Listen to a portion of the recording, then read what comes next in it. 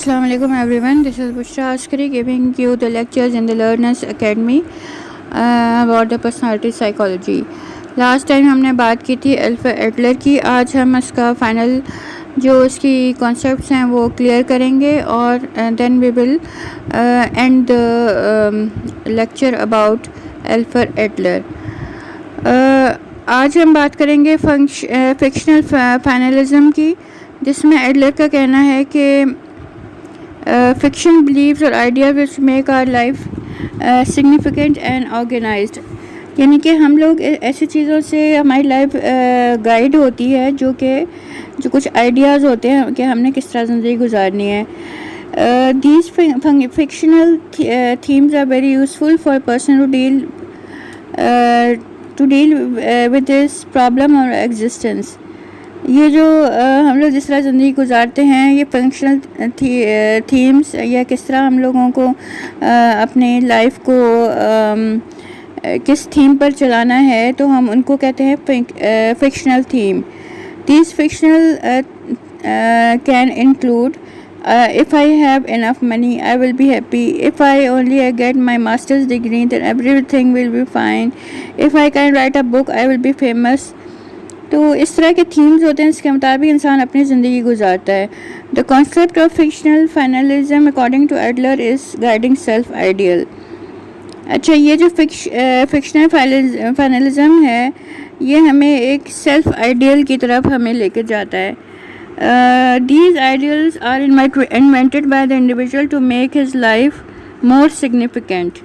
इससे हमें पता लगता है कि ये जो आइडियल्स एक इंसान बनाता है कि उसको यानी कि ज़िंदगी का क्या मकसद है, किस तरह गुजारनी है, उसके क्या गोल्स हैं, तो ये इंसान की हेल्दी पर्सन्स की लाइफ को बहुत ज़्यादा मीनिंगफुल बनाते हैं. whereas the neurotic individuals hang on the same fictional idea throughout their life.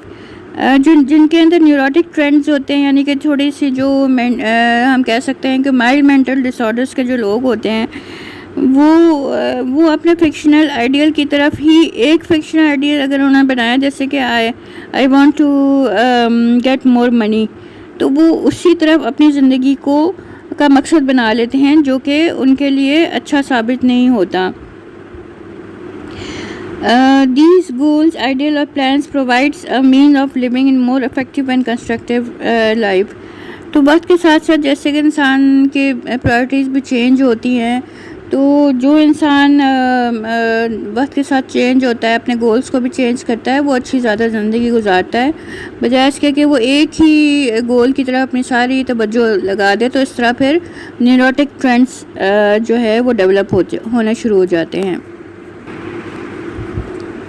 अभी मैंने आपको बताया था फिक्शनल फाइनलिज्म की तरफ. अब दूसरा हमारा जो कॉन्सेप्ट है वो है social interest.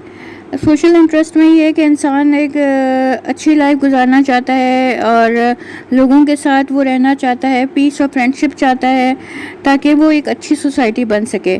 Every individual has a degree और पोटेंशियल फॉर सोशल इंटरेस्ट.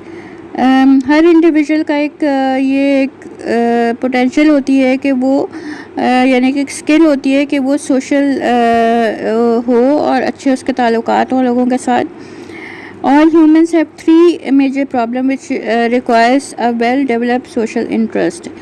हर इंसान के जो होते हैं वो 3 मेजर प्रॉब्लम होती हैं जिसकी वजह से वो अच्छी मतलब ये कि सोसाइटी में वो मूव होता है. Number 1, occupational task which require a person to help to advance the society. अब इसमें पहले नंबर पे ऑक्यूपेशनल टास्क आते हैं जो कि इंसान को हेल्प करते हैं कि वो सोसाइटी में आगे बढ़ें. Number 2, societal task.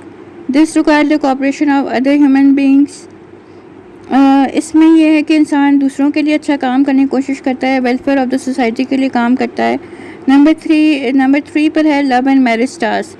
This requires mutual living together as a family based on love and passion.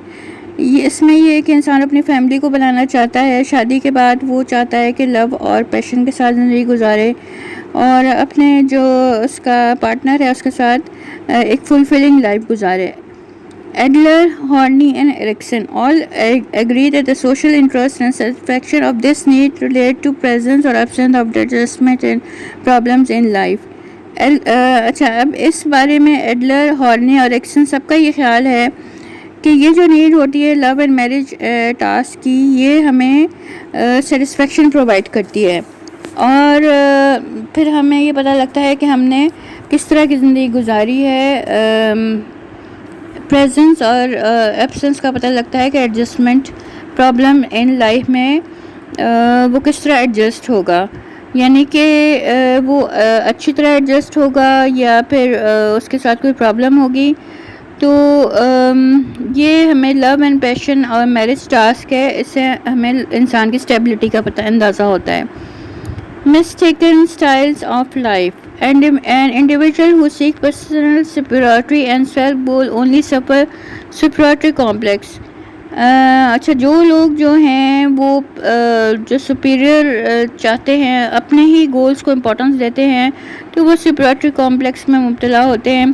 तो एडलर का कहना है this is a mistaken style of life, यानी कि ये सोचने का तरीका सही नहीं है ज़िंदगी गुजारने का। और वो जो इंसान होता है वो उसमें इन्फीरियरिटी कॉम्प्लेक्स बहुत ज़्यादा होता है। तो ये एक इंटरेस्टिंग बात है जिसमें कि अगर किसी को सुपीरियरिटी कॉम्प्लेक्स है तो उसका बेस जो होता है वो इन्फीरियरिटी कॉम्प्लेक्स होता है। Adler classified 4 types of people according two degree of social interest. अच्छा, अब 4 तरीके का उसने क्लासिफाई किया है लोगों को कि उसका सोशल इंटरेस्ट कैसा हो सकता है। The ruling dominant type, the focus here is to dominate and rule people and to suppress them। इस तरह की कैटेगरी का जो इंसान होता है वो लोगों को डोमिनेट करना पसंद करता है। नंबर 2 पे getting leaning type, this type expects everything to be done from others and gets everything from others either politely और रूडली। इस तरह का जो इंसान होता है वो चाहता है कि दूसरे उसका काम करें और हर काम जो है ना वो दूसरों पर डिपेंडेंट होता है। तो चाहे वो रूडली किसी से अपनी बात मनवाए या पोलाइटली मनवाए, मगर ये कि वो उसके जहन में यही होता है कि वो दूसरों से अपना काम करवाए, डिपेंडेंट रहे। नंबर 3 पर है avoiding type, this type avoids failure by never attempting to nothing at all. इसमें जो ये अवॉइडिंग टाइप है, इसमें एक इंसान का ये रुझान होता है कि वो कोई भी काम ना करे तो ताकि उसको फेलियर का सामना ना करना पड़े। Number 4 social useful type, this type of person who works in harmony. अच्छा, इस तरह का जो इंसान होता है वो लोगों के साथ कोऑपरेट करके रहता है और वो उसकी ज़िंदगी अच्छी गुजरती है और वो दूसरों के लिए काम भी करता है, कोऑपरेट भी करता है लोगों के साथ। इस तरह उसकी ज़िंदगी रिच और पर्पसफुल लाइफ होती है। Creative self, heredity and environment provides are the raw material. अच्छा, हेरिडिटी और जो एनवायरनमेंट हैं ये बहुत रॉ मटेरियल की तरह काम करते हैं। जैसे कि खाद होती है वो ज़मीन की नशोनुमा में काम आती है, फलों की नशोनुमा में काम आती है। इस तरह हेरिडिटी एनवायरनमेंट भी हमारी हमारी जो है वो रॉ मटेरियल प्रोवाइड करती है ताकि हम आगे अच्छे इंसान बने। For Freud humans are not too free to choose. अच्छा, फ्राइड का कहना है कि इंसान जो है वो फ्री नहीं होता अपनी डेस्टिनी को चूज़ करने के लिए, यानी कि जो कुछ भी अपनी ज़िंदगी में उसको करना है वो उसको फ्रीडम हासिल नहीं है। और जबकि एडलर का कहना है कि humans are free to choose their destiny. जबकि एडलर का कहना है कि इंसान जो होता है वो अपनी मंजिल को पाने में वो फ्री होता है। अच्छा, method of studying an individual, number 1 पे आता है बर्थ ऑर्डर। इसमें ये कहा है कि जो फर्स्ट बॉर्न जो बच्चा होता है या सेकंड बॉर्न, यंगेस्ट बॉर्न और द ओनली बॉर्न, ये सारे बच्चों का जिस तरह उनके पैदाइश होती है उस हिसाब से उनकी शख्सियत भी बनती है। तो ओनली बॉर्न चाइल्ड जो होता है वो बहुत ज़्यादा लाडला होता है और वो फोकस ऑफ अटेंशन उसको मिलती है और वो स्पॉइल्ड भी होता है। जो पहला बच्चा होता है वो जो क्राउन प्रिंस की तरह होता है, उसको यूनिकनेस हासिल होती है और enjoy the unique position. Second bond जो होता है वो रैट रेस में हो जाता है। From the first day of his life he is extremely ambitious, achieve every task before the first bond to get the love of his parents. उसको second bond को बहुत ज़्यादा मेहनत करनी पड़ती है अपने मकाम बनाने के लिए अपने पेरेंट्स के आइज़ में। नंबर 2 पर आता है फर्स्ट मेमोरीज़। जो फर्स्ट मेमोरीज़ होती है इंसान की वो बहुत ज़्यादा इम्पोर्टेंट होती है इंसान को लाइफ बनाने के लिए। Adler's own first memories was related to his illness और death in the family. Adler's की जो अपनी फर्स्ट मेमोरी थी वो कोई इतनी अच्छी नहीं थी, वो तो अपनी बीमारी ही की उसको ज़्यादातर याद आती थी।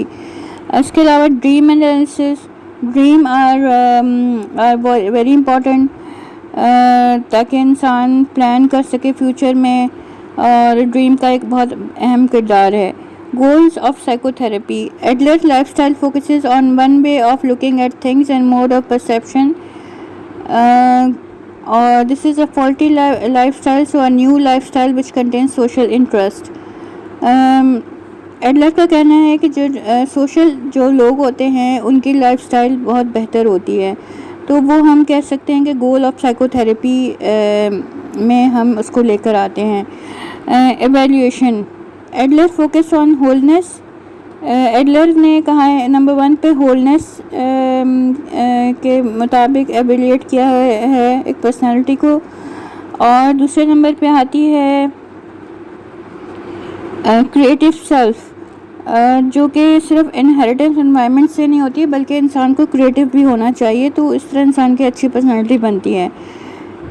His theory is used by counsellors and therapist and educators. Adler की जो थ्योरी है वो काउंसलर्स भी यूज़ करते हैं, थेरेपिस्ट और एजुकेटर्स भी यूज़ करते हैं। अच्छा, अब हम आते हैं कंपैरिजन की विद फ्राइड के साथ। एडलर की थ्योरी की कंपैरिजन हम करेंगे फ्राइड के साथ।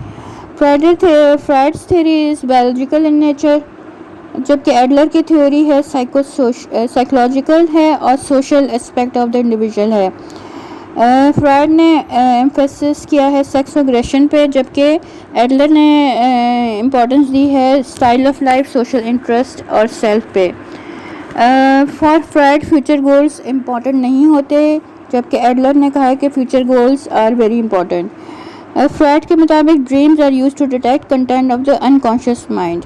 अनकॉन्शियस माइंड को बहुत ज़्यादा फोकस किया है फ्राइड ने, यानी कि ड्रीम जो है हमें बताते हैं कि हमारे अनकॉन्शियस में क्या है, जबकि एडलर का कहना है कि ड्रीम्स हमें प्रॉब्लम सॉल्विंग के मैकेनिज्म के तौर पे हमें लेकर चलना चाहिए।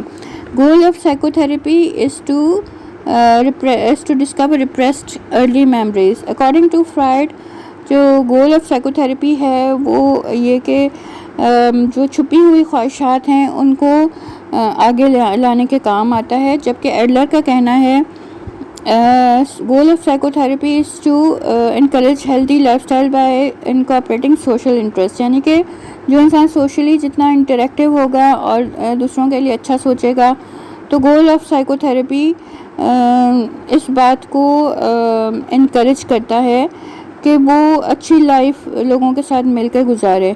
पर्सनैलिटी फ्राइड का जबकि कहना है कि personality is completely determined by the hereditary and environment, यानी कि हेरिडिटरी और एनवायरनमेंट ही पर्सनैलिटी बनाते हैं, जबकि एडलर का कहना है कि human beings are partially free to determine their personality, यानी कि एडलर के मुताबिक इंसान जो है वो थोड़ा फ्री होते हैं कि वो अपनी पर्सनैलिटी को किस तरह बनाएं।